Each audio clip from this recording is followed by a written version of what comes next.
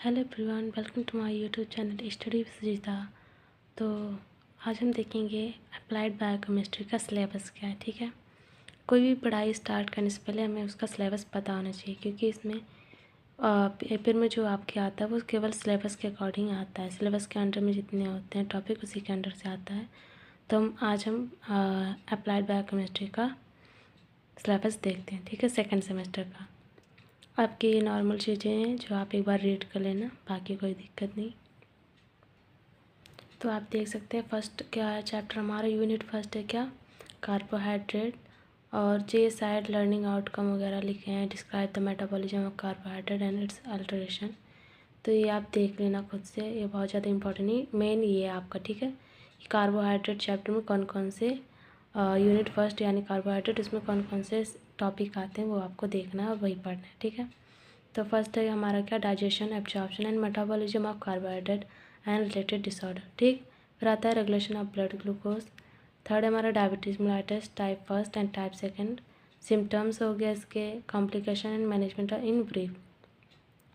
Third है हमारा, fourth हमारा इन्वेस्टिगेशन ऑफ डायबिटीज मेलाइटिस, इसमें OGTT, indication, procedure, interpretation and types of GTT curve, ये आपके लिए इंपॉर्टेंट है। फिर आता है मिनी GTT क्या है, एक्सटेंडेड GTT क्या है, GCT, IV एंड GTT क्या है। फिर आता है हमारा HbA1c, ओनली डेफिनेशन होगी इसकी, इससे ज़्यादा आपसे नहीं पूछा जाएगा HbA1c के बारे में। फिर आता है हमारा क्या, हाइपोग्लाइसीमिया, डेफिनेशन इसकी पढ़नी है एंड कॉजेस पढ़ना है। ठीक, फिर सेकेंड आता है हमारा क्या, लिपिड्स। लिपिड्स में हमें क्या पढ़ना है, फैटी एसिड्स के definition, classification, definition of clinical significance of MUFA and PUFA. ठीक है, फिर आता है essential fatty acid and trans fatty acid, digestion, absorption and metabolism of lipids and related disorders.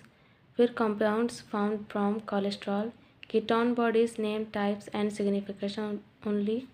फिर आता है क्या, लाइपोप्रोटीन्स के टाइप्स, फंक्शन, मेटाबॉलिज्म नहीं पढ़ना आपको। लिपिड प्रोफाइल क्या है इसकी, और एथेरोस्क्लेरोसिस इन ब्रीफ में पढ़ना है, एथेरोस्क्लेरोसिस आपको ब्रीफ में पढ़ना है। ठीक है, फिर लिपिड प्रोफाइल तो पढ़ना ही है।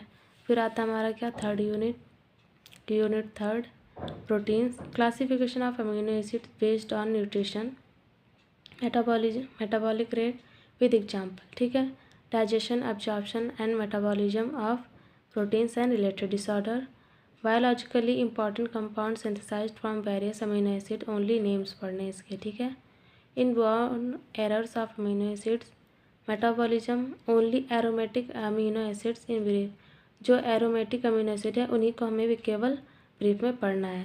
प्लाज्मा प्रोटीन में प्लाज्मा प्रोटीन के type, function and normal values पढ़नी है। कॉजेज ऑफ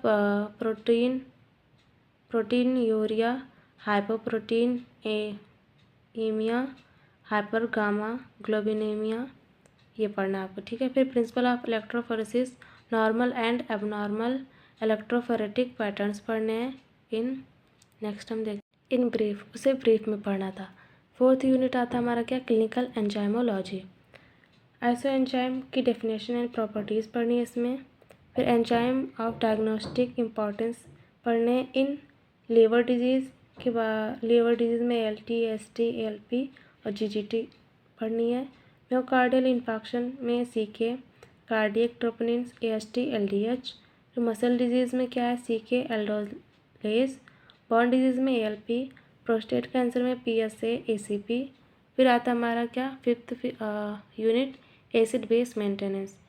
इसमें इसमें मैं आपको बता दूं, आइसो एंजाइम बहुत इंपॉर्टेंट है, इसकी डेफिनेशन एंड प्रॉपर्टीज़, म्योकार्डियल इन्फेक्शन भी जिस पर मैंने टिक लाया वो दोनों ही तीनों बहुत इंपॉर्टेंट है। और यहाँ पे एसिड मतलब वो पेपर में आने के बहुत चांसेस होते हैं। एसिड बेस जो मेंटेनेंस है इसमें pH बहुत इंपॉर्टेंट है, आप देख लेना, pH डेफिनेशन, नॉर्मल वैल्यू, ये सारी चीज़ें। और regulation of blood pH, blood buffer, respiratory and renal, ये शायद ब्लड बफर आया था, ये भी आप देख लेना ध्यान से, मतलब पढ़ना आपको सब है लेकिन थोड़ा ध्यान से इन सब चीज़ों को देख लेना आप। ABG, नॉर्मल वैल्यूज़ ध्यान रख लेना। एसिड बेस डिसऑर्डर के टाइप्स, डेफिनेशन एंड कॉजेज भी, ये भी इम्पॉर्टेंट है। फिर heme catabolism, heme degradation pathway है, jaundice type, causes urine and jaundice में जो टाइप होता है वो पढ़ना है। कॉजेज क्या है इसके, यूरिन एंड ब्लड इन्वेस्टिगेशन में क्या क्या चेंजेस होते हैं, एंड वंडनबर्ग टेस्ट, ये भी इम्पॉर्टेंट है आपके लिए। फिर हम लोग के टाइम पे तो हीम कैटाबॉलिज्म हमने बहुत पढ़ा था, लेकिन ये आया नहीं। लेकिन ऐसा नहीं है कि अगर हमारे में नहीं आता आपके में भी नहीं आएगा, तो आप पढ़ लेना इसको भी अच्छे से।